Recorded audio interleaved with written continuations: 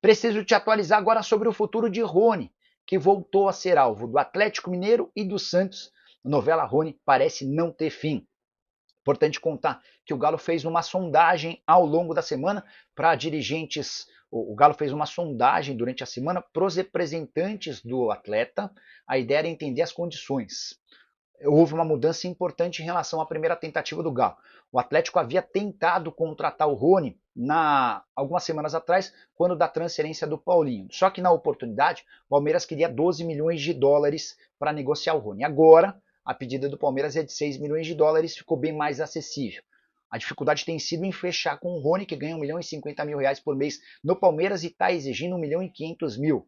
O Atlético não fez proposta oficial, quis entender as condições e vai estudar alternativas para eventualmente fazer essa proposta.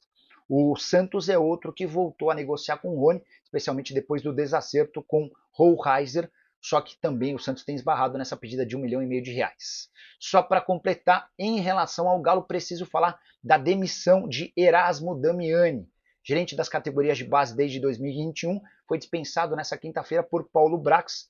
Mudanças importantes vão acontecer na base atleticana. Quero contar que o primeiro nome pensado pelo Brax foi de Gustavo Grossi, argentino que fez excelente trabalho no Internacional, ou melhor, no River Plate, ao lado de Marcelo Gallardo. Esteve no Brasil trabalhando no Internacional. No Colorado ele não foi tão elogiado assim.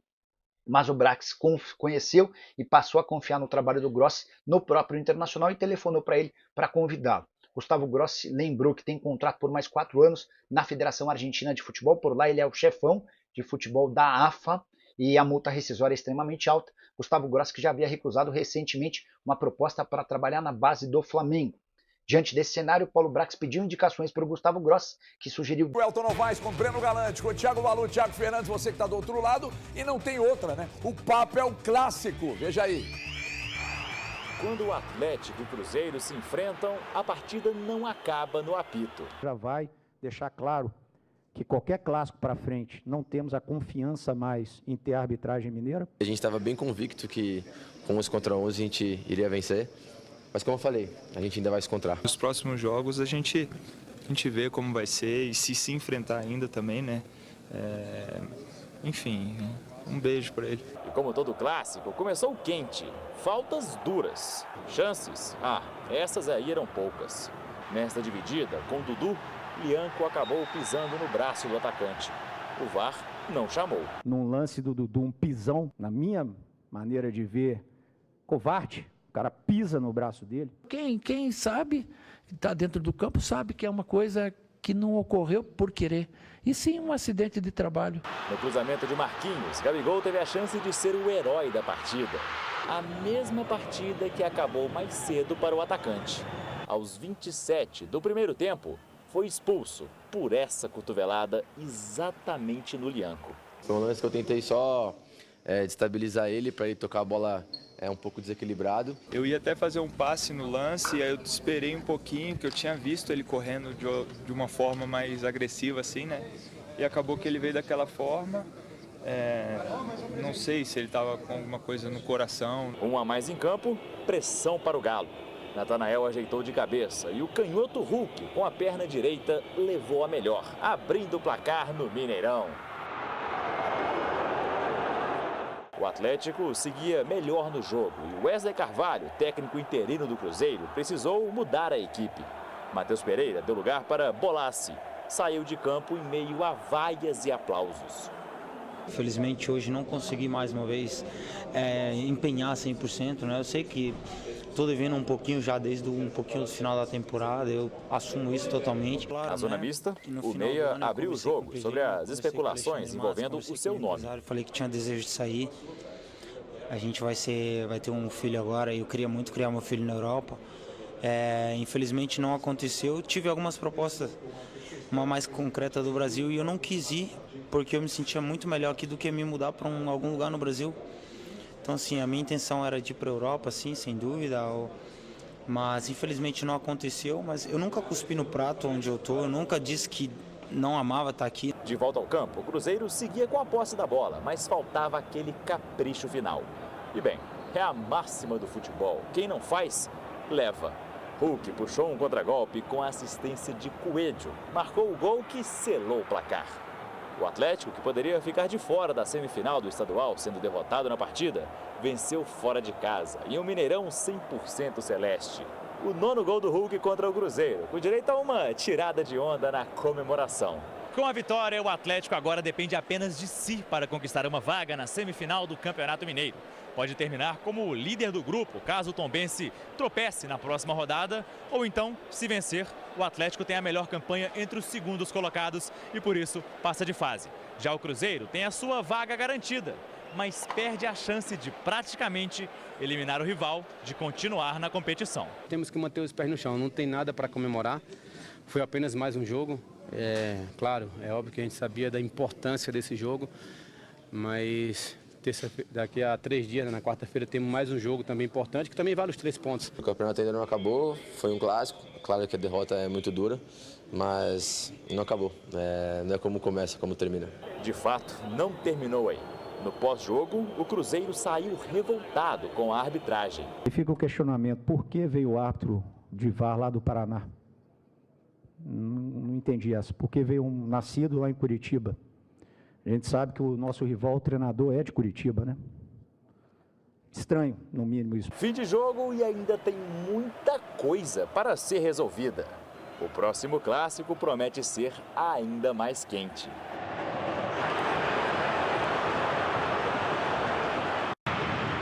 Para você é o seguinte, desde ontem, eu passei pela arbitragem, eu falei da arbitragem, eu falei o que eu penso, estou tomando porrada e não estou nem aí.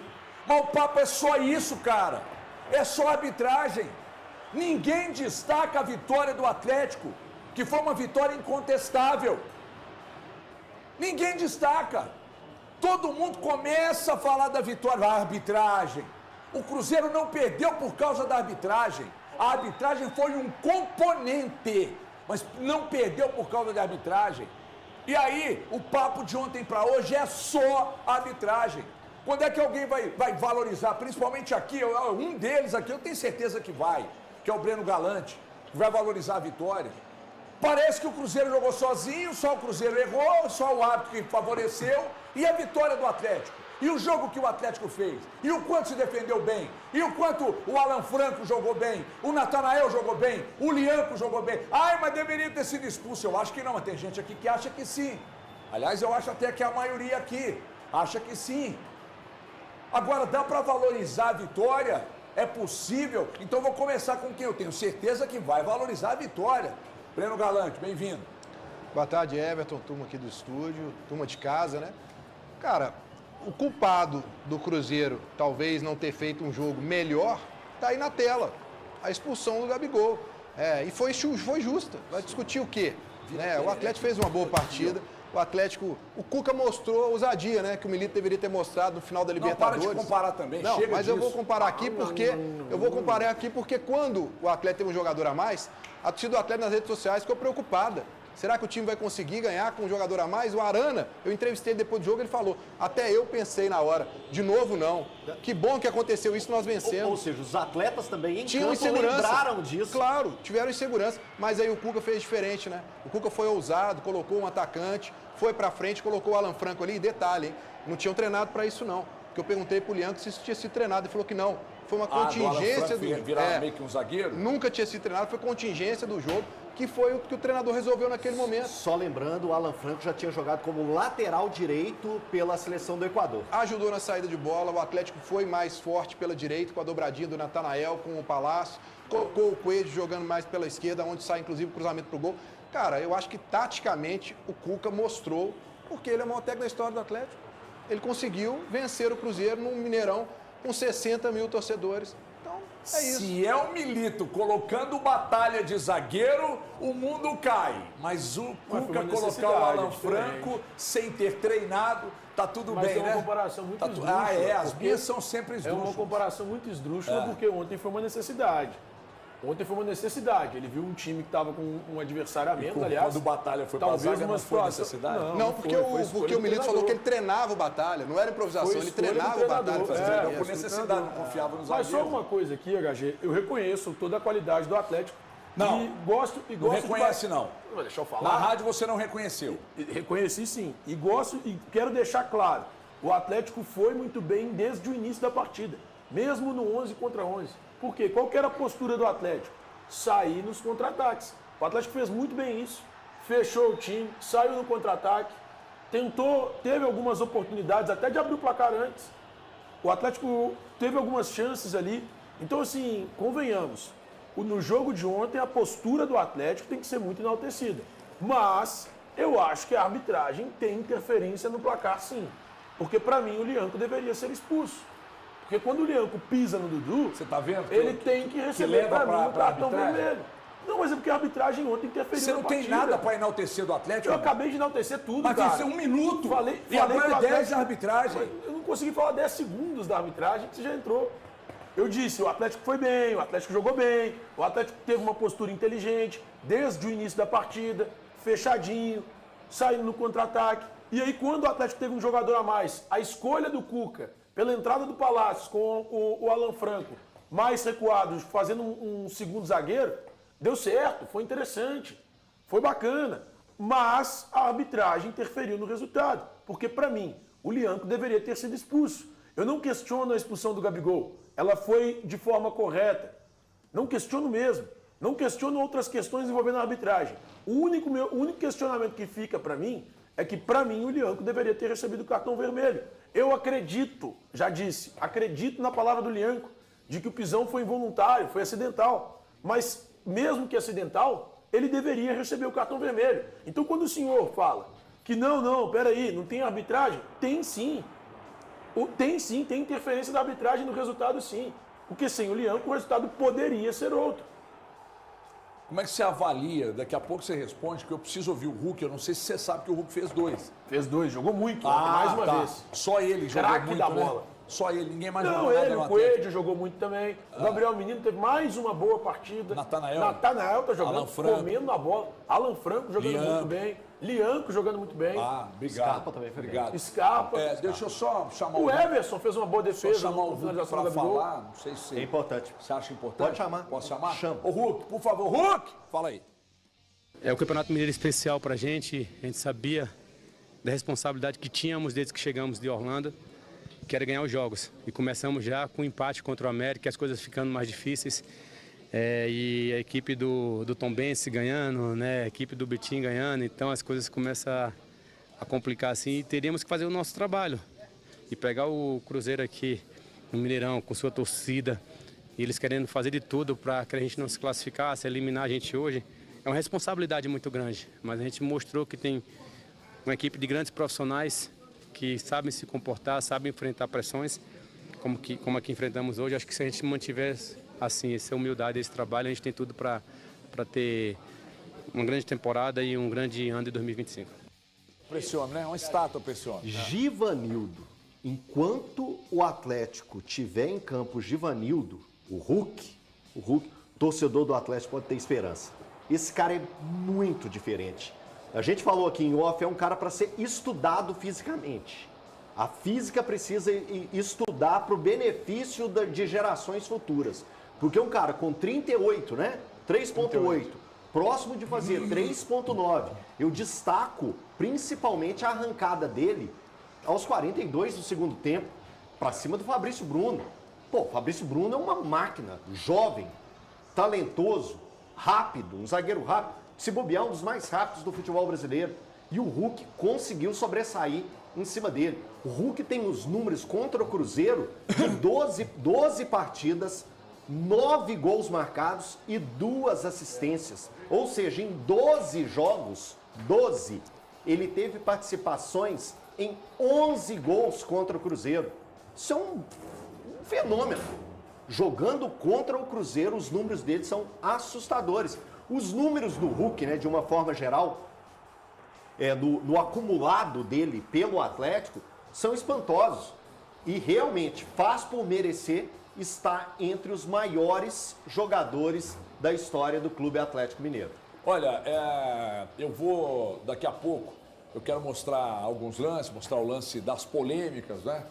Mas eu falei aqui e reafirmo, né, que, poxa, teve tanta coisa interessante ontem no Atlético que eu acho que merece, de fato, uma avaliação mais cuidadosa, mais criteriosa.